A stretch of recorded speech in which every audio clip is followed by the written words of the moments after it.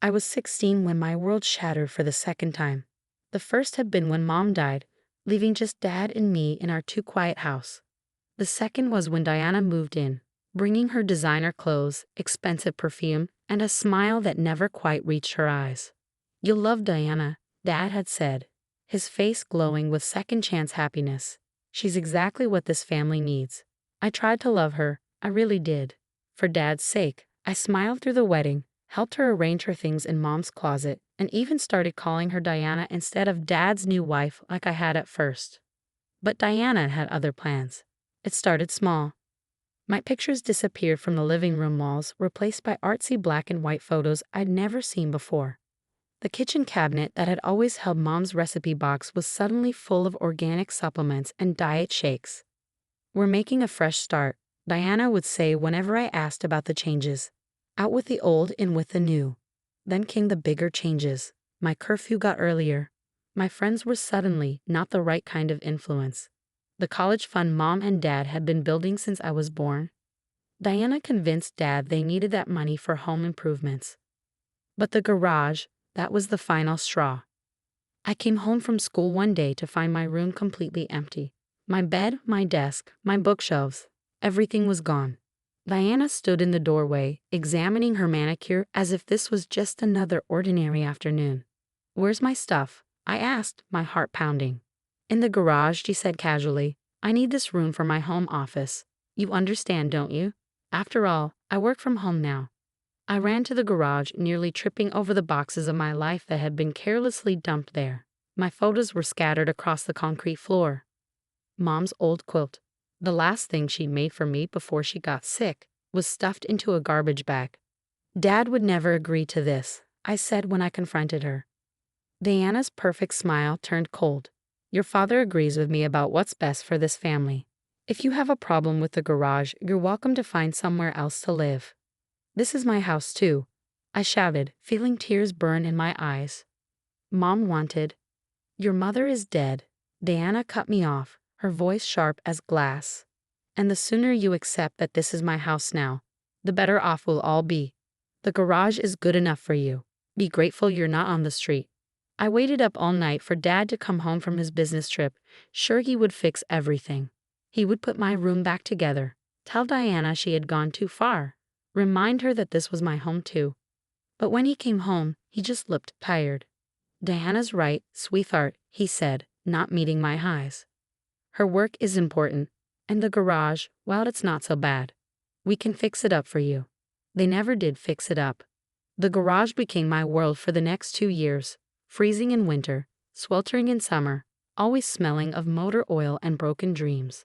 I hung sheets to create walls, used milk crates as furniture, and studied by flashlight because the overhead light flickered too much to read by. Deanna would parade her friends through sometimes, showing off her perfect home office that used to be my room.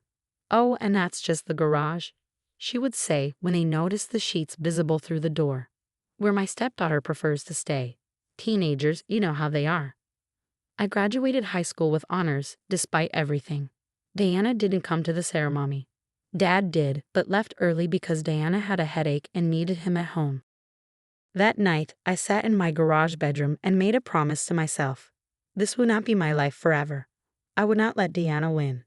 I had applied to colleges in secret, using my guidance counselor's address for the acceptance letters.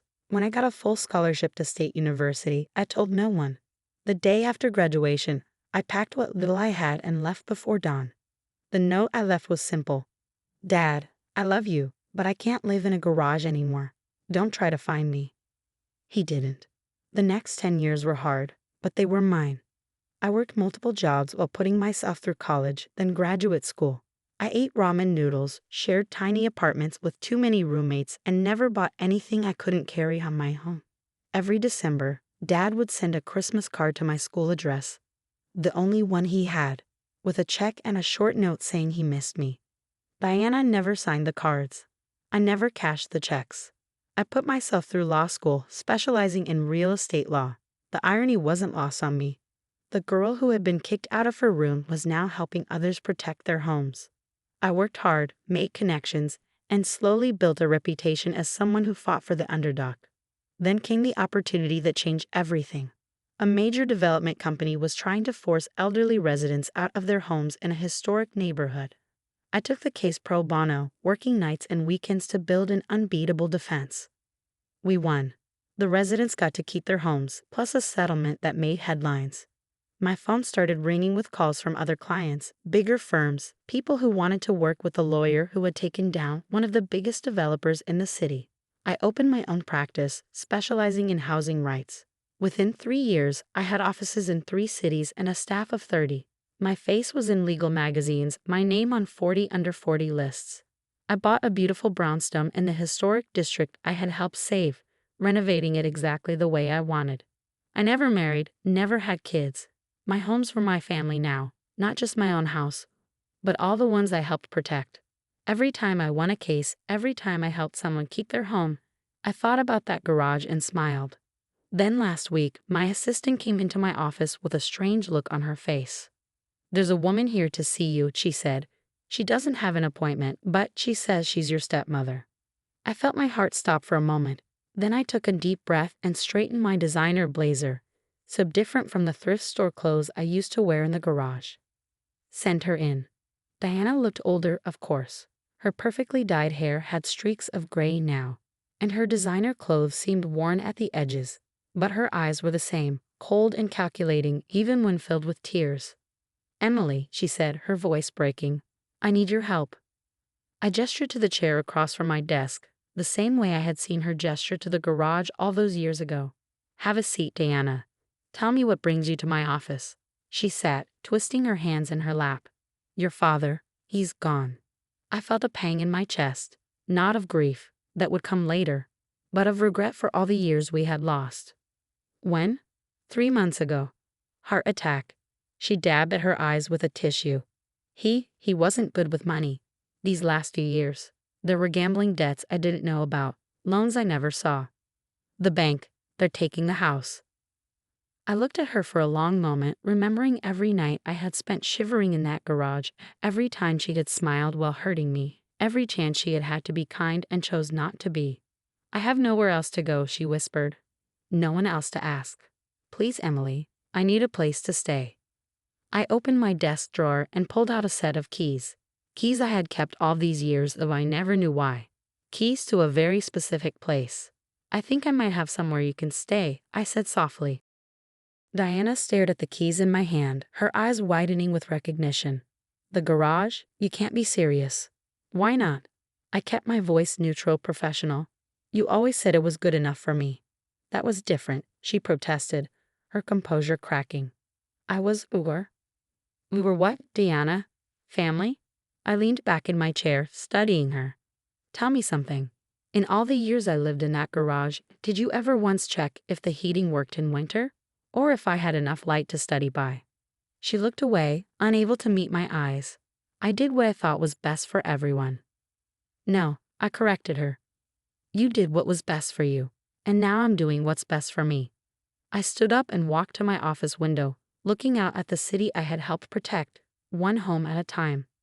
The garage has been renovated. It has heating, plumbing, even a small kitchenette. That's more than I had. But it's still a garage," she whispered. "Yes." I turned back to face her. "It is. And you have 2 choices. You can take these keys and have a roof over your head, or you can leave my office and figure something else out. What's it going to be?" Her hands trembled as she reached for the keys. "I don't have anywhere else to go. I know exactly how that feels." The garage was attached to my brownstone. Not the one where I'd spent my teenage years, but a new one. I had bought it specifically because it had a garage, though I never parked a car there. Instead, I had turned it into a small apartment equipped with everything someone would need to live comfortably. But I had never used it. I had been waiting, though I hadn't known what for until Diana walked into my office. That evening, I watched from my kitchen window as Diana moved her few remaining possessions into the garage.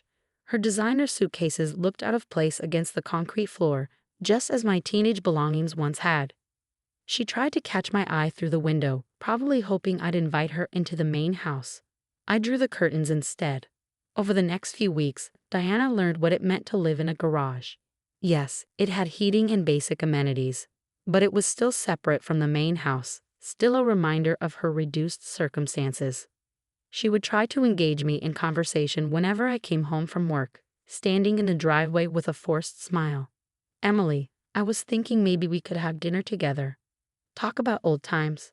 "Old times," I would reply, "like when you threw my mother's quilt in a garbage bag, or when you convinced Dad to spend my college fund on redecorating." She stopped trying after a while. 1 month into her stay, I heard crying coming from the garage late one night. Against my better judgment, I went to check on her.